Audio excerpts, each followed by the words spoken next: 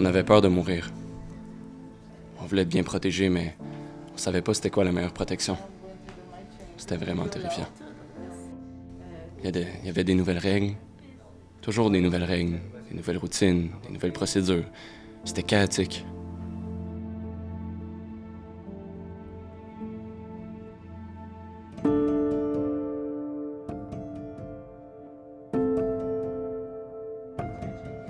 Avant même la pandémie de COVID-19, le personnel soignant des centres d'hébergement et de soins de longue durée, les CHSLD, était déjà aux prises avec des défis sérieux dans leur milieu de travail, comme la main-d'œuvre insuffisante, les lourdes charges de travail accompagnées d'un fardeau émotionnel élevé.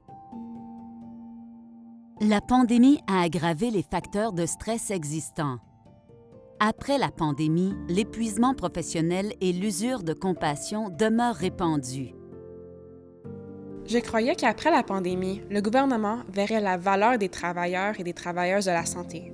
Mais j'ai l'impression qu'ils n'ont toujours rien appris. Ils continuent de mettre tout leur effort à la mauvaise place. Depuis 2020, les gouvernements, les stratèges et les gestionnaires ont parlé de favoriser la résilience du personnel soignant en CHSLD. Mais pour stimuler et développer ces forces, les leaders doivent créer des systèmes qui favorisent les soins d'équipe pour l'équipe de soins.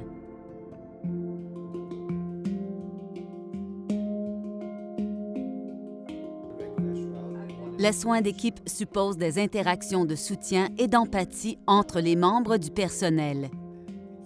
Il améliore la résilience et le bien-être individuel et collectif. Les soins d'équipe fonctionnent à plusieurs niveaux. Au niveau individuel, cela peut vouloir dire d'écouter les préoccupations d'une collègue, de donner des conseils ou d'offrir un autre type de soutien. Au niveau de l'équipe, cela peut vouloir dire d'échanger sur les enjeux ou les problèmes au sein de l'équipe pour montrer que parler de souffrance est acceptable. Cette vulnérabilité au niveau d'une équipe favorise la solidarité et un sentiment d'appartenance partagée. Ces pratiques communicationnelles au niveau de l'équipe réduisent le stress, diminuent les frustrations, améliorent le moral et augmentent les connexions émotionnelles. Il est crucial de créer des moments rémunérés et un espace dédié pour parler. Une culture organisationnelle qui reconnaît la vulnérabilité et encourage le soutien mutuel est également vitale pour promouvoir les soins d'équipe. En période de crise, comme la pandémie de COVID-19, les soins d'équipe deviennent encore plus importants. Malheureusement, notre recherche sur les soins d'équipe dans les CHSLD pendant la pandémie a révélé que la plupart des systèmes existants ont flanché sous la pression.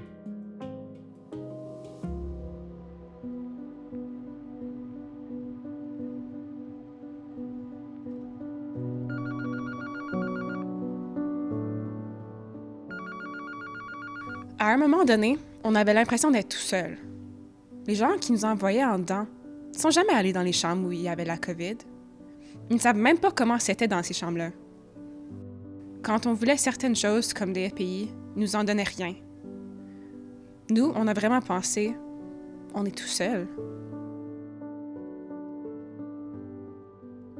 Les défaillances des soins d'équipe découlent souvent de décisions institutionnelles qui se répercutent sur les équipes, puis sur les individus, minant la collaboration et la résilience. Pendant la pandémie, plusieurs facteurs clés ont contribué à ces ruptures.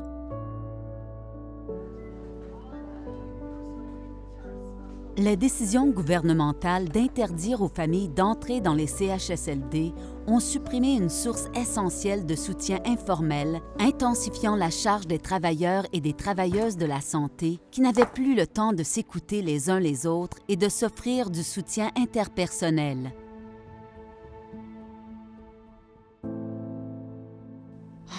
Ça m'a poussé à mes limites. Je ne me souviens pas du nombre de fois où j'ai pleuré, parfois devant mes collègues, juste épuisement.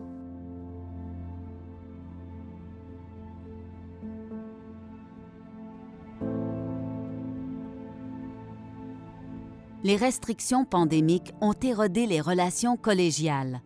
Le personnel soignant était incapable de partager des pauses repas ou des conversations informelles qui permettent habituellement de favoriser les liens humains.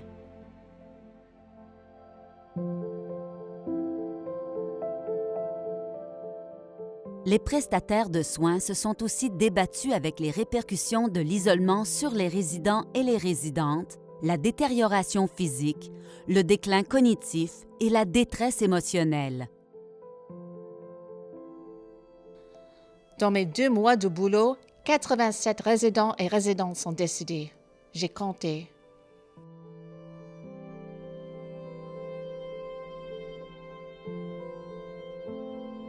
Ces défaillances révèlent comment les décisions structurelles et organisationnelles ont perturbé les pratiques qui régissent l'efficacité des soins d'équipe.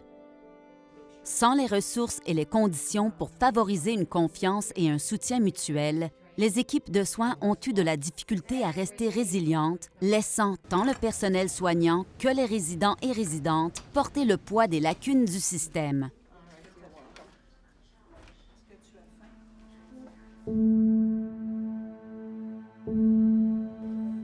Les absences généralisées des membres du personnel en raison de la maladie et des craintes d'infection ont déstabilisé les équipes, minant la confiance et la continuité.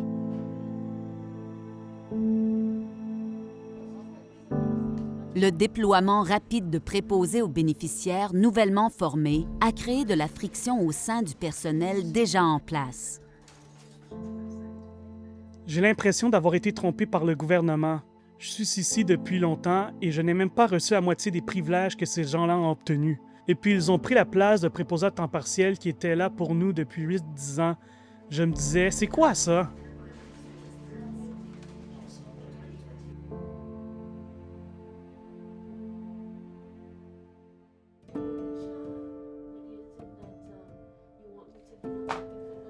Les dirigeants débordés qui se concentraient sur les défis opérationnels avaient peu de temps pour répondre aux besoins émotionnels de leurs équipes.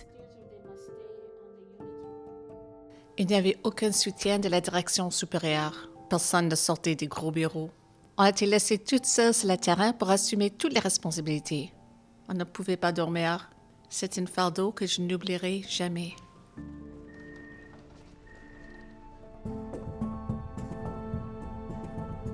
Au niveau institutionnel, plusieurs prestataires de soins ont perdu confiance en ceux et celles qui prenaient les décisions gouvernementales.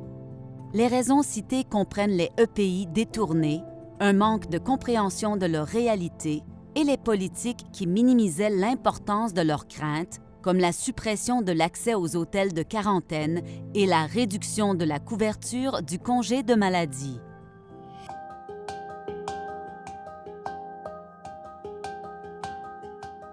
Nous demandons que des changements soient instaurés au niveau organisationnel et institutionnel. Investir dans une main-d'œuvre vouée aux soins des personnes âgées avec une formation axée sur la promotion de la communication empathique et du soutien relationnel.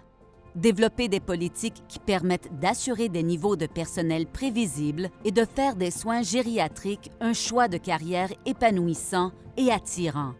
Garantir l'équité de l'embauche, de la rémunération et de la reconnaissance pour promouvoir le respect et la valeur de chaque prestataire de soins.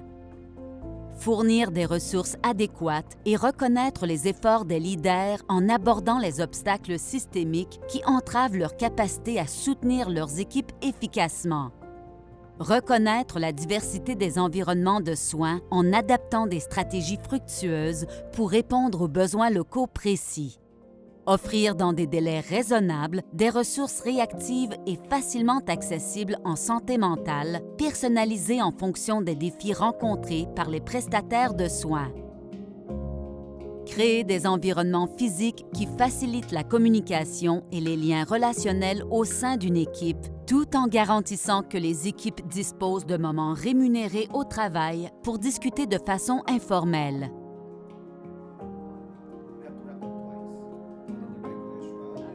Les mots doux et réconfortants de collègues, ça faisait vraiment du bien.